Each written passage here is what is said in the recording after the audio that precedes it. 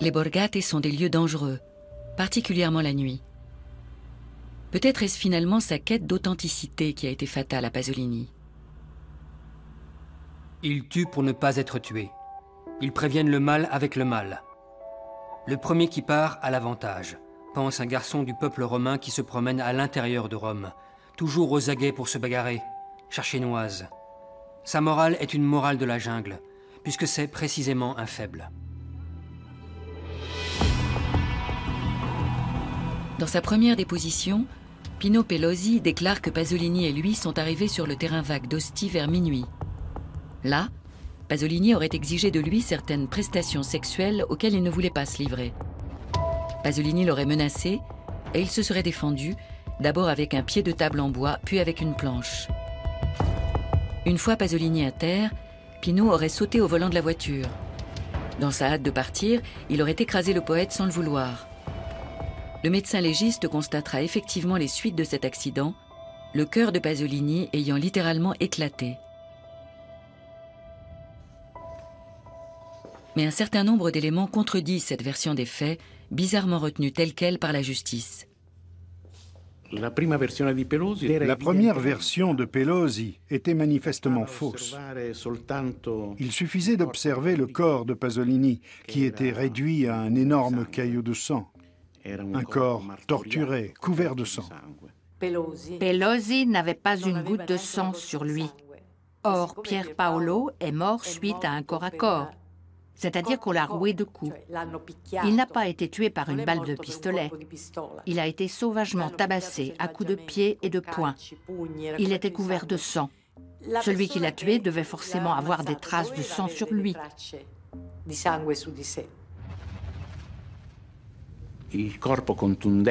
Les objets contondants avec lesquels on a frappé Pasolini, à la tête surtout, devaient être très durs, probablement en métal. Et on n'a retrouvé aucun objet en métal sur les lieux. Aucune arme du crime. Et partout des traces de sang, sauf sur le meurtrier présumé. En y regardant de plus près, on constate que l'enquête, en plus d'être lacunaire, est truffée de contradictions.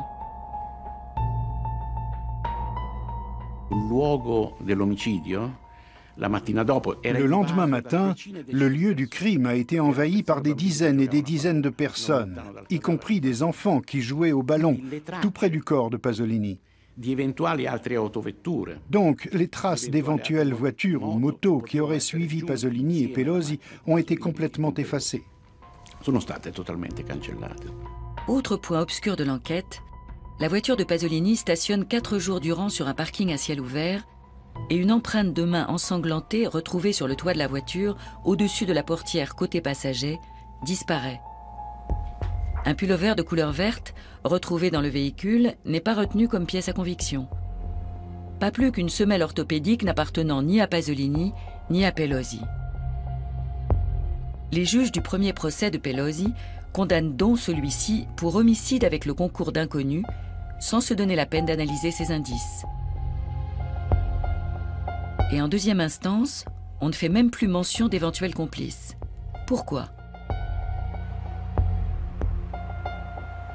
Sergio Citti, un collègue et proche ami de Pasolini, aujourd'hui décédé, déclare à la justice que les jours précédant l'assassinat, Pasolini était à la recherche des bobines de son dernier film, Salo ou les 120 journées de Sodome, qui avait mystérieusement disparu quelques semaines plus tôt du laboratoire de Cinecittà.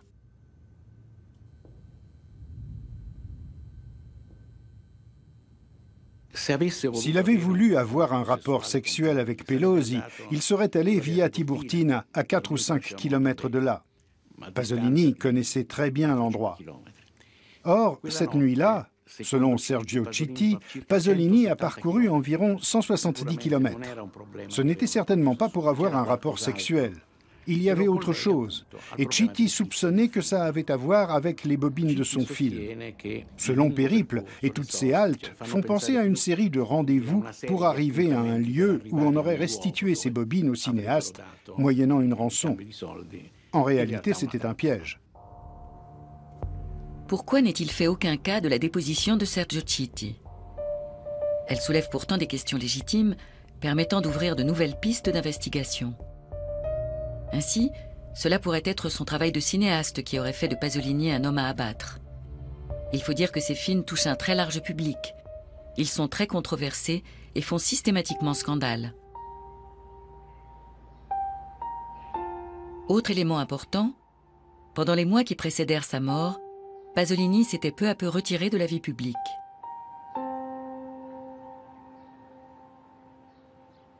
Je me suis isolé volontairement. Quant au silence qui règne autour de moi, je n'y vois qu'un symptôme d'incompétence, de lâcheté ou simplement de haine.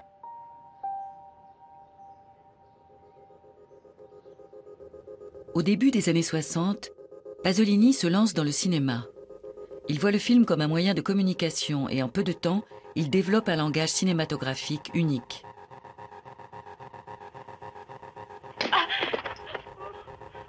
Alza, che fai? Non ti mantieni in piedi? Aiuto! Oddio, mamma! Oddio, mamma! Il se laisse entraîner par son obsession. Ce sont les histoires et les personnages qui viennent à lui. Et ça prend la forme artistique que ça doit prendre. À un moment donné, il a compris que le cinéma lui permettait d'ouvrir une fenêtre sur ces jeunes. Alors il a fait du cinéma. Il disait toujours très clairement « La bourgeoisie est inapte à la religion ». Il avait une conception bien particulière de la religion. Et il s'est demandé comment il pouvait bien l'exprimer.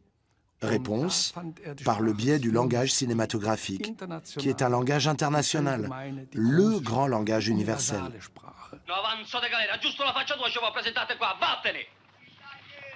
Dans ces films, les borgatari et les paysans sans ressources se transforment soit en héros, soit en martyrs.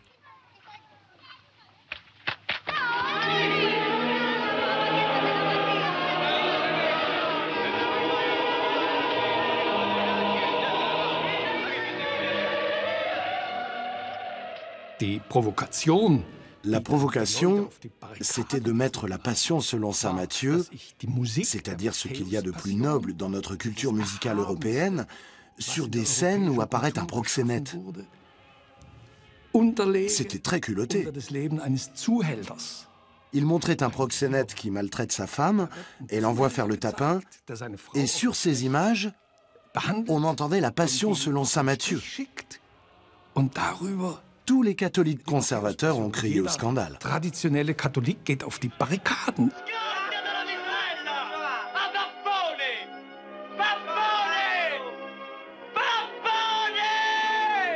Les gens qui allaient au cinéma voir le dernier film de Pasolini, parce que ces films faisaient beaucoup de bruit, se sentaient souvent attaqués et ils répondaient au message de l'artiste de façon frontale, soit via les médias, en écrivant des lettres de protestation qu'ils envoyaient aux journaux, soit via l'appareil judiciaire.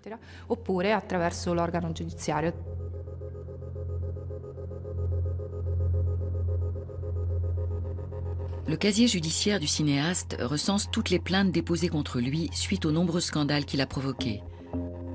En l'espace de quelques années, ses livres et ses films lui ont valu d'être attaqué 31 fois en justice, la plupart du temps par des particuliers.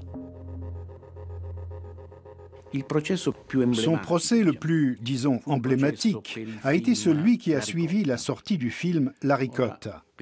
Ceux qui l'ont vu se souviendront que c'est l'un des films les plus religieux qui soit. En gros, l'histoire tourne autour du retour du Christ sur Terre.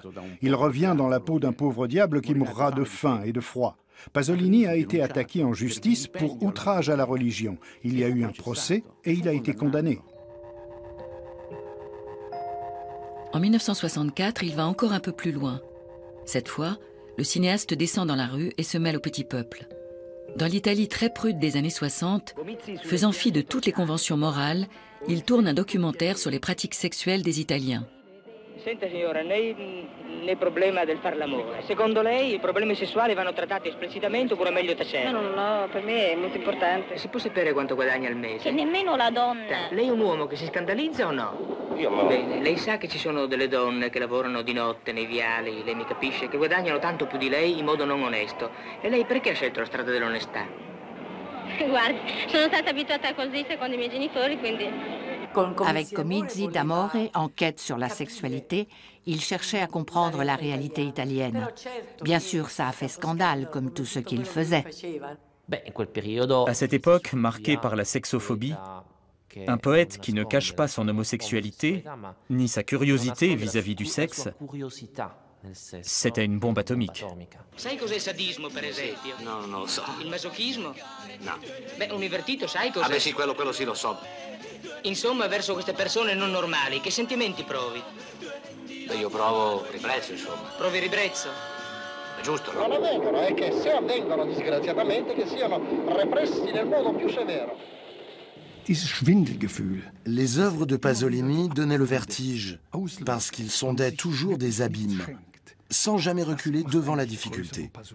C'est ce qui faisait sa grandeur et provoquait des scandales retentissants. Quand Pasolini adoptait une attitude, pour ainsi dire, extrême, on essayait systématiquement de le traîner en justice pour régler le problème devant les tribunaux.